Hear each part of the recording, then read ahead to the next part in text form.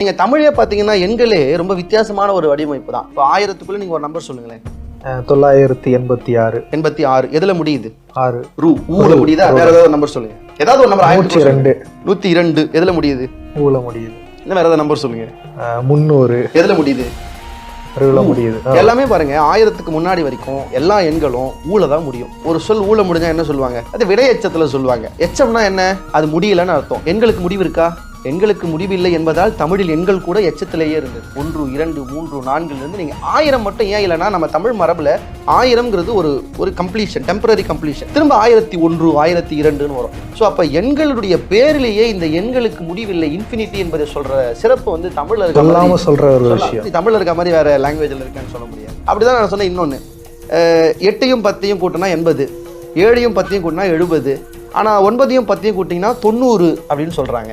7யும் 100யும் கூட்டினா 700, 8யும் 100யும் கூட்டினா 800. ஆனால் 9யும் 100யும் கூட்டினா 900ங்கிறாங்க. இப்போது 100 வரத்துக்கு முன்னாடியே 90 வந்துடுது, 1000 வர்றதுக்கு முன்னாடியே 900 வந்துடுது. ஏன் இந்த மாற்றம் வந்தது அப்படிங்கிறது வந்து பெரிய ஆராய்ச்சிகள் உண்டு. தொல்காப்பியரும் நன்னூலும் இதுக்கு ஒரு விதி சொல்லுது. இது எப்படி மாறுச்சு இப்படி அப்படின்னு ஒரு விதி சொல்லுது. அதை நம்ம ஏற்றுக்கொள்ள வேண்டிய ஒன்று.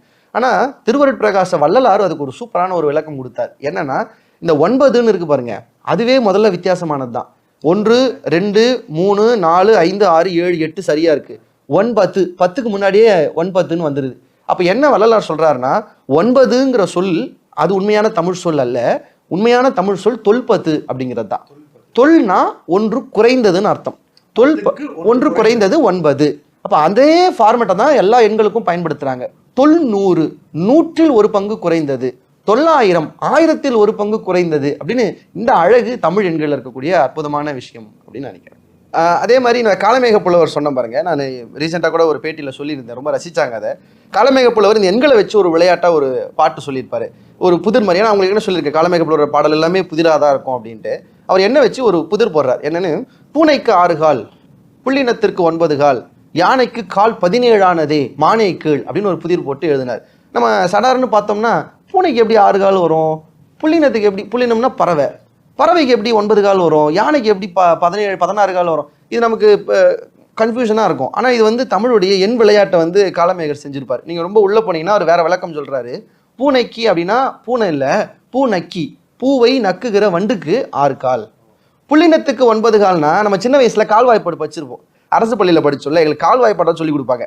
நம்மலாம் டேபிள்ஸ் 1 சார்லேருந்து தான் ஸ்டார்ட் ஆகும். நாங்களாம் வந்து காலில் இருந்தே ஆரம்பிச்சிருவோம். ஓர்கால் கால், ஈர்கால் அரை, மூக்கால் முக்கால், நாக்கால் 1, ஐக்கால் 1 கால், 6 கால் 1.5, 7 கால் 1 முக்கால், 8 கால் 2, 9 கால் 2 கால். புள்ளினத்துக்கு 9 கால், 9 கால் 2 கால். பறவைக்கு எத்தனை கால்? 2 கால். அப்புறம் யானைக்கு எத்தனை கால்? கால் 17 ஆனதுங்கிறார். 17 கால் 4 கால். யானைக்கு எத்தனை கால்?